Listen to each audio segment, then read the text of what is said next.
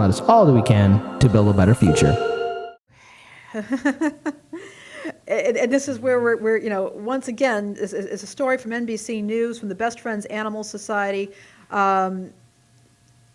Here's the thing.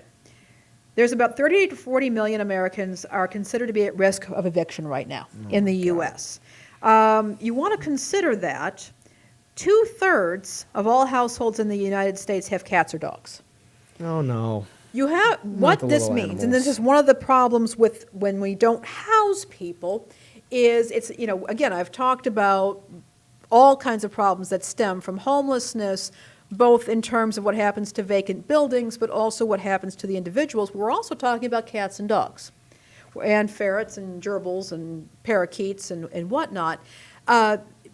People are at risk of not only losing their homes, but losing their pets.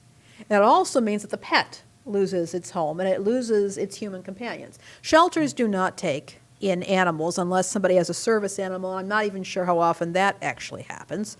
And we know that, landlords are not obligated to take in animals. If people go to live with family and friends, they may not be able to take in animals.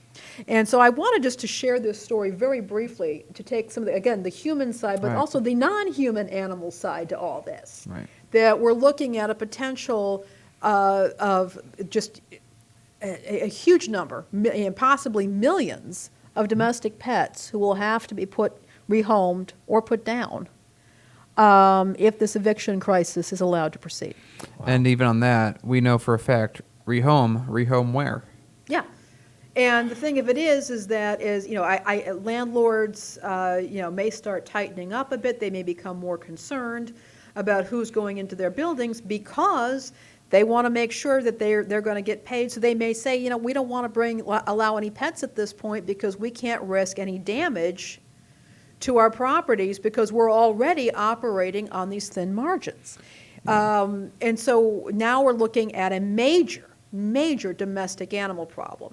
And, many of them will go to shelters where they will live nasty, brutish, and short lives before they are put down. Some might find new homes, but many times these animals, they're very attached to their owners. They love their owners, and they pine. And still others may be released may just be released and become feral or have to fend for themselves on the streets. And that is brutal. It's bad for local wildlife. It's dangerous to communities. It creates, when you have animals running around, strays, that attracts vermin, which creates a whole other set of health problems. It is a serious matter. And I wanted to include this story because I wanted to add this human side to things. Just one more example of why the eviction crisis should not be a crisis. There needs to be a task force at the national level, at state levels, and at municipal levels to address and prevent homelessness as a result of our global health crisis. This should not even be an issue right now. And Pratt Brannigan even says in a live stream chat, just like landlords evicting people, well, if unemployment is 25%, and he's putting in parentheses the real number, who will rent these empty apartments? And that's the thing. You're going to have a whole bunch of empty buildings, politicians, real estate developers, really way to build up envy and resentment, because if you have a whole population can't afford to live in those nice fancy buildings, someone is going to get the fancy idea of, since I can't live there, burn all down, burn all down, burn all down. And people, you make people desperate enough, you have no idea what a person will do. Look, I don't like that kind of behavior. I don't like those kind of attitudes. I don't like it either. No, I don't. Held hostage to this. But you know what?